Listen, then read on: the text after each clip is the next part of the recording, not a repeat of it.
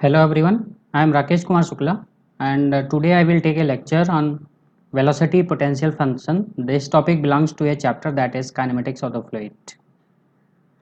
तो आज हम लोग डिस्कस करेंगे कि वेलोसिटी पोटेंशियल क्या होता है और इसका क्या एप्लीकेशन है, कहाँ पे यूज़ कर सकते हैं, इन सभी चीज़ों के बारे में आज हम लोग चर्चा करेंगे. Now velocity potential function, it is velocity potential function, it is denoted by a symbol phi. This symbol is phi. This simple symbol represents velocity potential function. ठीक है, तो सबसे पहले what is velocity potential function, ये function होता क्या है, तो हम इसको इस तरीके से डिफाइन कर सकते हैं. It is the function of space and time. It is the function of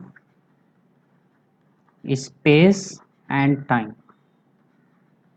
ठीक है, ये एक ऐसा फंक्शन है जो कि स्पेस और टाइम का फंक्शन है. This is the function of x y z and t. So this is the space and this is the time. Space and time. So velocity potential function is a function which is the function of space and time. अब इसके आगे कुछ condition है, such that its negative derivative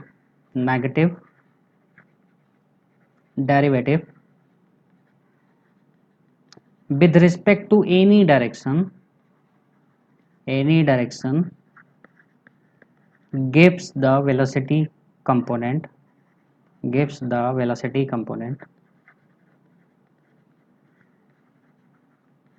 in that direction. ठीक है, this is the definition of velocity potential function. तो हम लोग जानते हैं कि there are three direction, that is x, y and z. Now the velocity in x direction is u, y direction is v and z direction is w.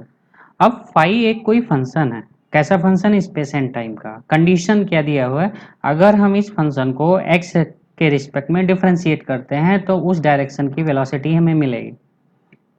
ठीक है, तो negative derivative with respect to x direction is equal to velocity in that direction, that is u. Similarly, negative derivative with respect to y direction is equal to velocity in that direction, and negative derivative with respect to z direction is equal to velocity in that direction. So by definition, minus del phi upon del x equal to u, minus del phi upon del y equal to v and minus del phi upon del z equal to w. So phi को हमने define किया यहाँ पे mathematically कि phi एक function है, लेकिन condition क्या है उस फंक्शन का कि जब हम उसको जिस डायरेक्शन के रिस्पेक्ट में डिफरेंशिएट करेंगे तो वो उस डायरेक्शन की वेलोसिटी बताएगा. सो this is the definition of the velocity potential function. Now you can see that हम यहाँ पे तीनों डायरेक्शन में फाई को डिफरेंशिएट करके वेलोसिटी को निकाल रहे हैं. So it is defined for 3D flow. तो 3D फ्लो के लिए डिफाइंड है, तो already defined for 2D flow. 2D के फ्लो के लिए इसको हम यूज कर सकते हैं. ठीक है, अब यहाँ पे मैं एक पॉइंट लिखूंगा और इसको प्रूव करूंगा. It is defined only for irrotational flow. ये सिर्फ और सिर्फ ई रोटेशनल फ्लो के लिए ही डिफाइंड है. ठीक है, तो इस चीज को हम प्रूव करेंगे अभी आगे कि ये सिर्फ ई रोटेशनल फ्लो के लिए ही क्यों डिफाइंड है. ठीक है, तो पोटेंशियल अगर रोटेशनल फ्लो है तो फाई एग्जिस्ट नहीं करेगा. It is only defined for irrotational flow. ठीक है, तो it is defined for steady और अनस्टेडी फ्लो. क्योंकि ये टाइम का भी फंक्शन है. This is the function of time, space and time. So ये अनस्टेडी फ्लो के लिए भी डिफाइंड है. But for rotational flow it is not defined for rotational flow. तो मैंने अभी आप लोग को बताया कि it is only defined for irrotational flow, not defined for rotational flow. Okay, तो अभी हम लोग आगे चलते हैं, देखते हैं कि इसके बारे में. What is the foundation foundation on the potential flow, क्या बाउंडेशन है, ठीक है। तो हमने अभी जस्ट मैथमेटिकली एक फंक्शन डेवलप किया and this function is known as velocity potential function. Now we know that flow तभी पॉसिबल होगा जब हमारा कोई भी इक्वेशन कंटिन्यूटी इक्वेशन को सेटिस्फाई करे, ठीक है। तो we know that continuity equation for we know that continuity equation for steady and incompressible flow, steady and incompressible flow क्या होता है for 3 dimensional flow, del u upon del x plus del v upon del y plus del w upon del z equal to 0 for 3D flow. तो हम अपनी simplicity के लिए 2D flow लेंगे, तो del u upon del x plus del v upon del y equal to 0 for 2D flow, ठीक है। तो अब अगर हम यहाँ पे फाई की वैल्यू पुट कर दें, we know that u equal to minus del phi upon del x and v equal to minus del phi upon del y. ये कहाँ से आया? From definition of potential function. तो इसकी वैल्यू एबव इक्वेशन में continuity equation में put करो, this is equation number 1। तो put value of u and v in continuity equation, तो हम यहाँ पे देखेंगे क्या मिलेगा। तो del over del x, u की value minus del phi upon del x plus del over del y, v की value minus del phi upon del y. तो इसको हम देखते हैं तो हमें मिल जाएगा minus times del square phi upon del x square minus del square phi upon del y square, या इसको हम ऐसे भी लिख सकते हैं minus times del square phi upon del x square plus del square phi upon del y square, ठीक है। या इसको हम इस तरीके से minus del operator square phi. तो हमने देखा कि जब हमने फाई को u और v की वैल्यू फाई से रिप्लेस कर दिया तो continuity equation is converted to minus times del square phi. So अगर फ्लो पॉसिबल है तो हमारा continuity equation del square phi में कन्वर्ट हो चुका है, ये आपका इक्वल टू 0 होना चाहिए। तो for possible case of flow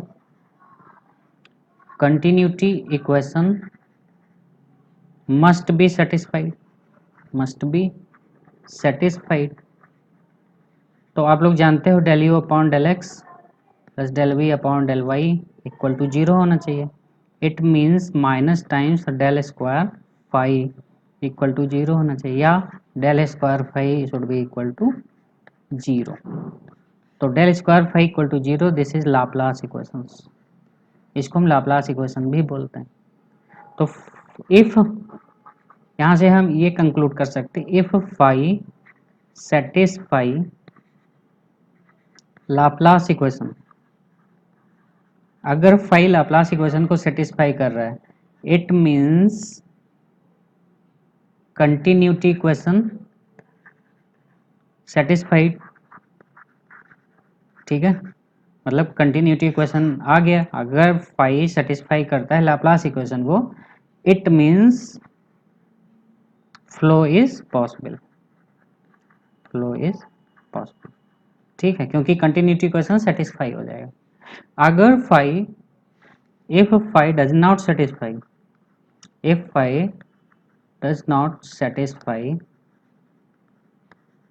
Laplace equation,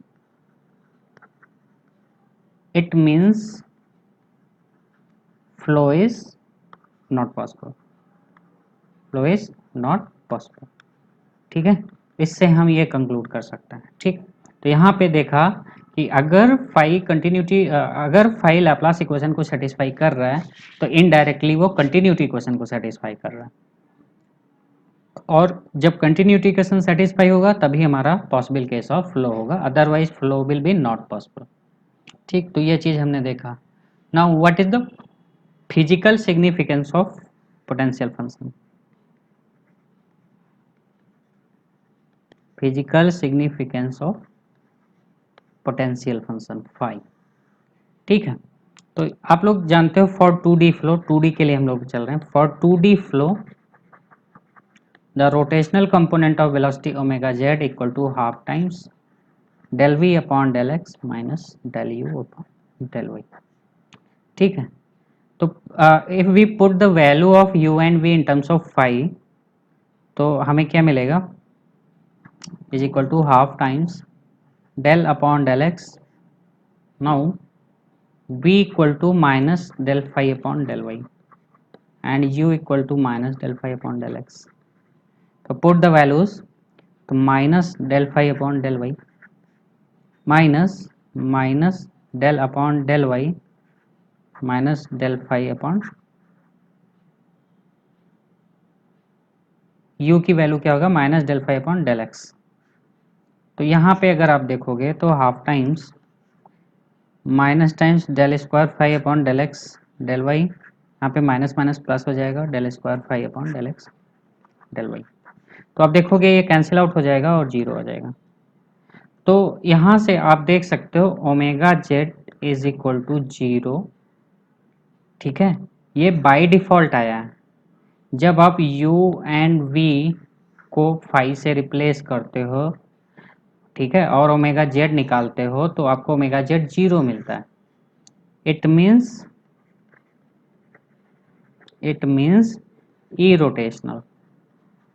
irrotational.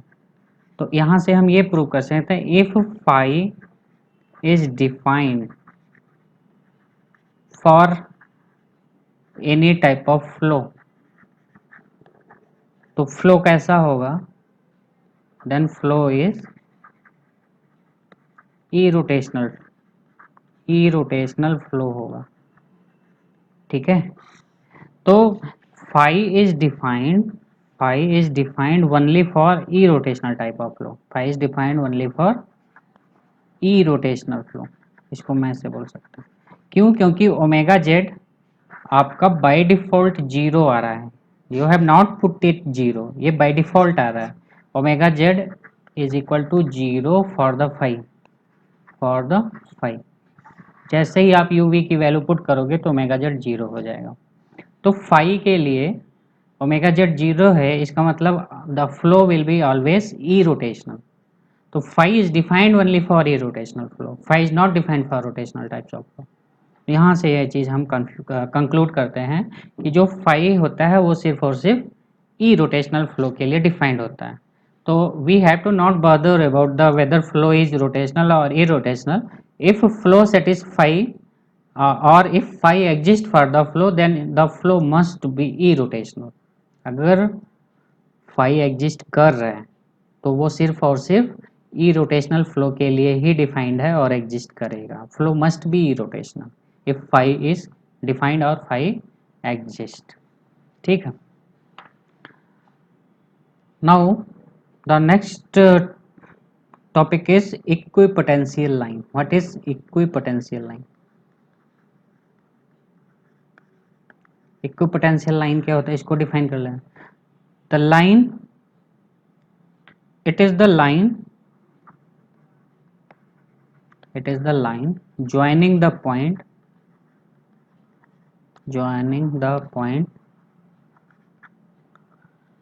having the same potential function,